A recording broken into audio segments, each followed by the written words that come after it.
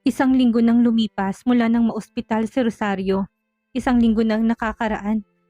Muling nagdugo si Rosario at kinailangang dalhin sa ospital.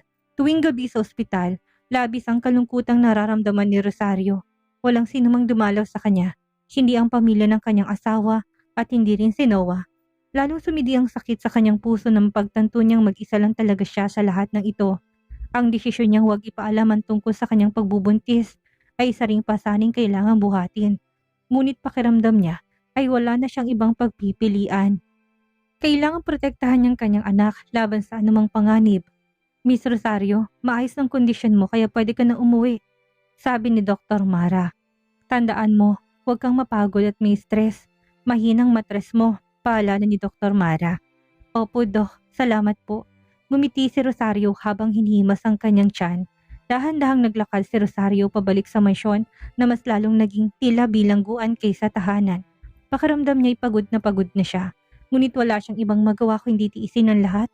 Pagkarating sa mansyon, maingat na pumasok si Rosario sa loob ng bahay. Ngunit napatigil siya nang marinig ang mga boses mula sa master's bedroom.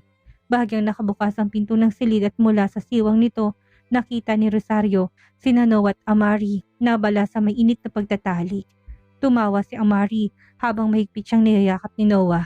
Uminit ang dugo ni Rosario sa nakita. Punong-puno ng pagkapahiya ang kanyang naramdaman. Galit na pumasok si Rosario sa silid. Walang pag-iisip na kagad niyang hinablot ang buhok ni Amari at mariing hinila. Akala mo ba mananahimik na lang ako? Sigaw niya, puno ng damdamin ng tinig. Hindi ko hahayaan na babuyin niyo ko ng ganito. Napahiyaw si Amari sa sakit. Sandali na bigla si Noah, ngunit kagad siyang kumilos.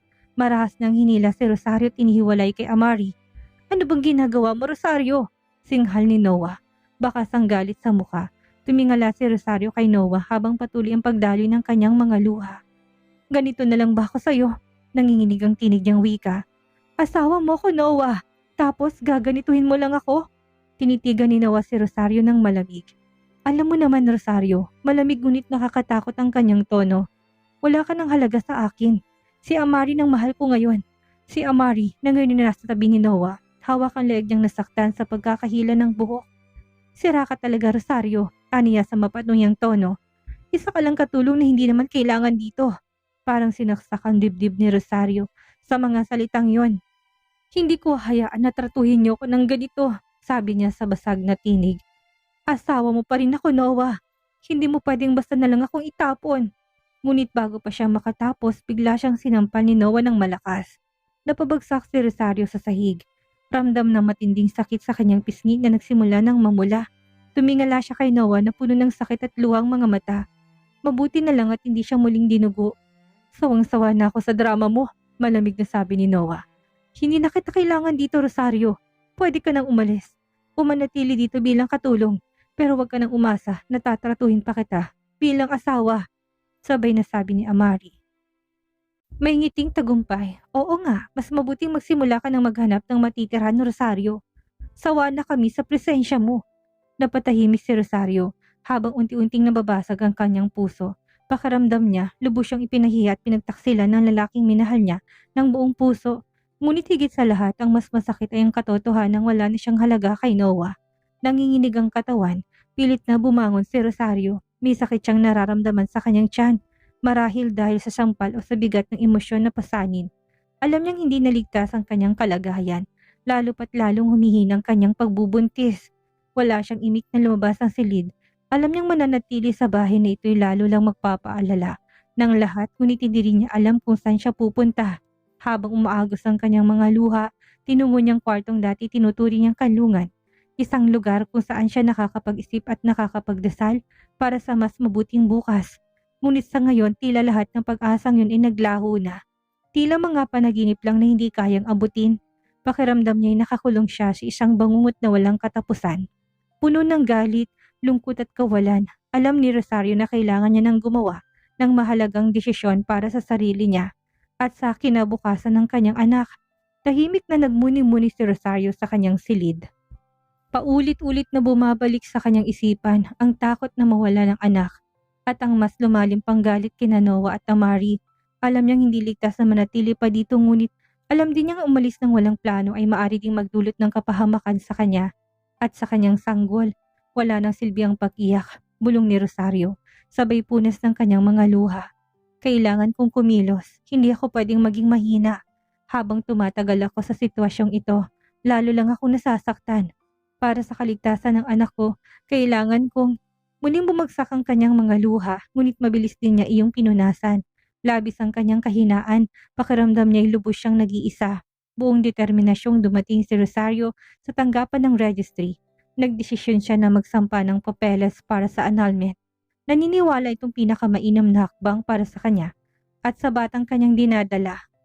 Matapos ang mahabang proseso ng dokumentasyon, sa wakas ay nakuha niyang mga papeles ng annulment na kailangan na lang pirmahan ni Noah.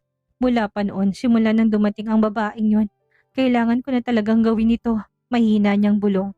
Hindi niya na kayang tiisin pang isang relasyong puno ng sakit. Pilit nagpapakatatag si Rosario, lagi niyang pinupunasan ng mga luha na hindi maawat sa agos. 5 taon na hindi maikling panahon, napakaraming matatamis na alaalang pinagdaanan nila ni Noah.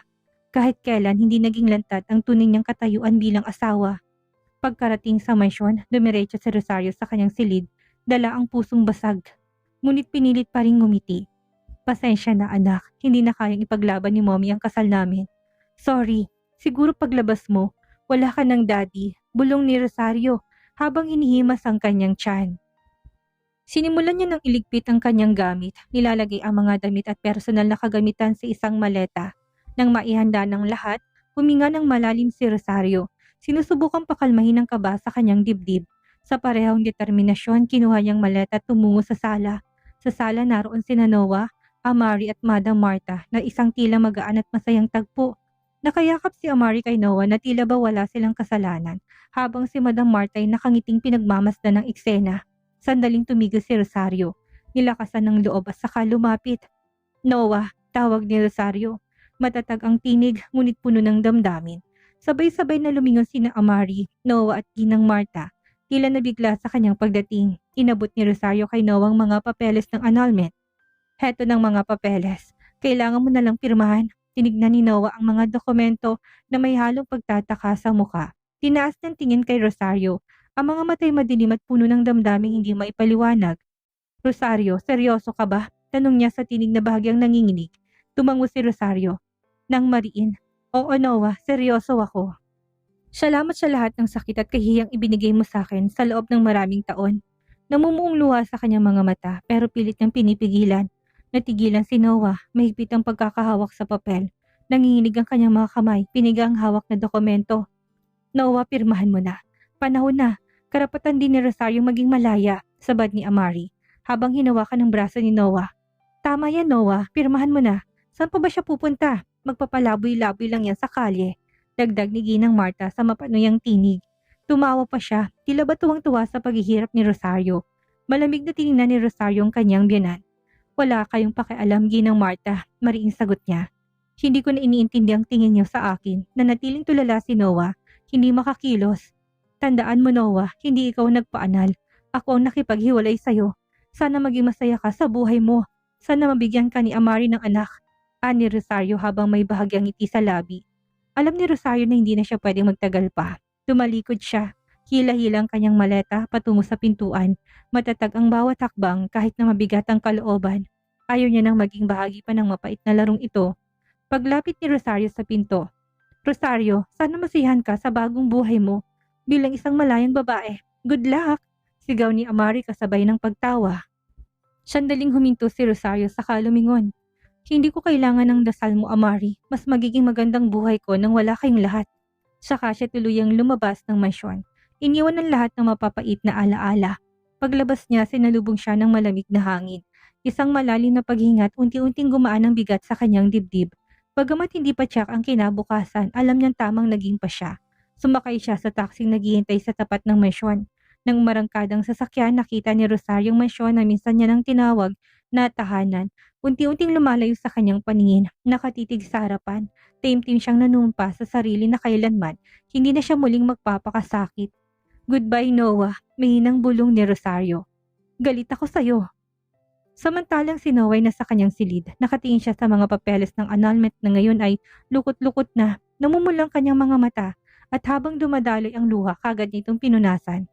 Pasensya na Rosario, muli niyang piniga ang papel. Hirap na hirap siyang pirmahan ito. Lumapit si Amari, umupo sa tabi ni Noah. Noah, ngayong wala na si Rosario, paano naman tayo? Sa totoo lang, unti-unti na ako naaakit sa'yo. Ang mga halik mo, ang mga haplos mo, gustong gusto ko, sabi ni Amari. Hindi gumalaw si Noah. Pinili niyang hindi sagutin ang tanong ni Amari. Lumabas siya ng silid at nagmamadaling pumunta sa balkonahe. Hawak pa rin ang lukot na dokumento. Totoo na, wala na siya. Mahina niyang bulong. Pasensya na. Sa wakas, nakarating na si Rosario sa tunay na tahanan ng kanyang mga magulang. Isang napakalaking mansyon na tila palasyo ng hari. Nanginginig ang kanyang mga kamay habang pinipindot ang doorbell sa tapat ng pintuan. Makalipas ang ilang sandali, bumukas ang pintuan at isang babaeng nasa hustong gulang ang lumitaw. Rosario! Sigaw ng babae na may malawak na ngiti. Anak ko! Bumalik ka rin sa wakas! Bumuhos ang luha ni Rosario habang kagad siyang yumakap sa babae. Mahigpit ang yakap niya dito. Mommy, nandito na ako. Miss na kita. Hikbi ni Rosario. Kasabay ng pag-agos ng kanyang mga luha, mahigpit ding niyakap ng kanyang ina si Rosario habang pumapatak na rin ang kanyang luha. Miss na miss ka na rin ni Mommy, anak. Nasa loob si daddy mo. Matutuwa siya na makita ka. Magkasabay silang pumasok sa loob ng bahay. Sa sala, isang lalaki na sa katanghali ang gulang ang tahimik na nakaupo. Nang makita si Rosario, biglang lumiwanag ang kanyang mukha. Sa wakas, nandito na muli ang kanyang anak. Rosario, anak ko, sabit niya sa mabigat ngunit masayang tinig. Nandito ka na sa wakas. Mabilis na tumakbo si Rosario, patungo sa kanyang ama at niyakap ito ng mahigpit. Daddy, hinaplos ng amang kanyang buhok ng marahan. Nag-aalala na talaga si Daddy sa iyo, anak. Ano nangyari't nagpasya kang umuwi ngayon? Tanong nito. Maya-may nakaupo na si Rosario sa sofa kasamang kanyang ama at ina. Huminga siya ng malalim bago sinimula ng kanyang kwento. Daddy, Mommy, kailangan niyo pong malaman ng lahat. Napakarami ko pong pinagdaanan. Si Noah, hindi niya ako tinrato ng maayos. Sa tuwing binabanggit niya ang pangalan ni Noah, nanginginig ang kanyang labi. Masakit pa rin sa puso. Nagtamang tingin nila ng kanyang ina, bakas ang pag-aalala sa mga mata nito. Ano nangyari, Rosario? Sabihin mong lahat. Wika ni Nelia, kahit na alam niya ng lahat, gusto pa rin niyang marinig mula sa sariling bibig ng anak. Kinuwento ni Rosario ang lahat-lahat kung paano siya ginawang katulong, kung paano siya binastos ni Noah, ni Amari at maging ng ama ng biyanan ni Noah. Muling umagos ang kanyang luha habang inaalala ang lahat ng dinanas niyang sakit. Napalakas ang pagkakuyom ng kamao ng kanyang ama. Hindi ko hayaan na makalusot sila. Kailangan pagbayaran nila yon. Hindi pa po ngayon, Daddy. Hayaan niyo po ako ang gumawa ng paraan sa tamang oras. Sagot ni Rosario habang pinupunasan ng kanyang mga luha. Hinaplos ni Nelly ang braso ng kanyang asawa. Kalma ka lang, mahal. Ang mahalaga, nandito na si Rosario. Napawi rin ang galit ni Alvin at muling umupo ng maayos. Hinaplos ni Nelly ang buhok ni Rosario. Anak, kamusta naman ang pagbubuntis mo? Tanong niya sa banayad na tinig. Nagulat si Rosario. Ha? Paano niyo po nalaman na buntis ako? Litong tanong niya. Ngumiti si Nelia. Anak, kahit hindi mo sabihin, alam namin ng daddy. Matagal ka na namin pinagmamasdan mula sa malayo. Nang malaman namin na parang basura ka lang sa kanila, labis kaming nasaktan. Pero wala kaming lakas na manghimaso kaya tiniis namin ang pananahimik. Umaasa kaming babalik ka rin. Muling niyakap ni Rosario ang kanyang ina. Mommy, hindi ko na alam ang gagawin. Pagod na ako. Nawawalan na ako ng pag-asa. Hinawakan ni Alvin ang kamay ng anak. Hindi ka nag-iisa, Rosario. Nandito kami. Kami mag-aalaga at magtatanggol sa'yo. Mas sumagulhol si Rosario habang unti-unting gumagaan ang bigat na matagal ng pasan-pasan. Sa kauna-unahang pagkakataon sa mahabang panahon, nakaramdam si Rosario ng kapayapaan. Alam na ligtas na siya kasamang mga taong tunay na nagmamahal sa kanya. Anak, ano naman ang balak mo ngayon? Tanong ni Nelia habang seryosong nakatingin sa kanya. Ngumiti si Rosario at pinunasan ng kanyang luha. Samantala, nakatayo si Noah sa balkonahe, nakatitig sa mga bituin sa langit. Mahigpit pa rin niyang hawak ang mga papeles ng annulment mula kay Rosario. Lumulutang ang kanyang isipan. Pasensya na, lumapit si Amari. Dahan-dahan siyang yumakap mula sa likod. Inuunan ng ulo sa likod ni Noah. Noah, nandito ka pala? Mahinang wika niya. Noah, gusto ko lang ulitin, mahal kita. Gusto kitang makasama, naniga si Noah. Ramdam niyang init na yakap ni Amari, ngunit nanatiling hungkag ang kanyang puso. Maingat ngunit matatag niyang inalis ang yakap ni Amari at hinarap ito. Amari, hindi ko alam kung anong sasabihin ko. Malamig niyang tugon. Kakaalis lang ni Rosario, hindi ko pa alam ang tungkol sa atin. Sana maunawaan mo. Nakunot ang noon ni Amari, halatang nadismaya. Noah, please. Kalimutan mo na si Rosario. Magsimula tayong muli. Gaya ng dati. Napabuntong hininga si Noah, litong-litong damdamin. Hindi ko alam, Amari. Siguro hindi itong tamang panahon para pag-usapan natin to. Lalo na dismaya si Amari. Ramdam niyang unti-unti nang lumalayo si Noah. Noah, huwag mo naman akong paasahin. Kailangan ko ng kasiguraduhan mula sa'yo. Tinitigan lang siya ni Noah. Bakas ang kalungkutan sa kanyang mata. Pasensya na, Amari. Hindi na siya hinintay ni Noah.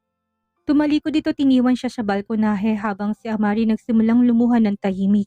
May kakaibang kawalan sa puso ni Noah kahit pa dapat ay magaan ang kanyang pakiramdam ngayong wala na si Rosario. Tahimik na nakatayo si Amari. Unti-unting umaagos ang kanyang luha. Dumating si Martha at kagad siyang nilapitan nang makitang anak na umiiyak. Anong nangyari? Tanong niya. May pag-aalala sa tinig. Nag-away ba kayo ni Noah? Lumingon si Amari, puno ng luhang mga mata. Hindi ko na alam, Mommy. Parang lumalayo na siya sa akin. Sinusubukan ko namang mapalapit pero wala siyang malinaw na sagot. Nalilito ako. Gusto ko siyang mapasakin. Mahal ko siya. Napabuntong hininga si Martha sa kaniyakap si Amari ng mahigpit. Kalma lang, anak.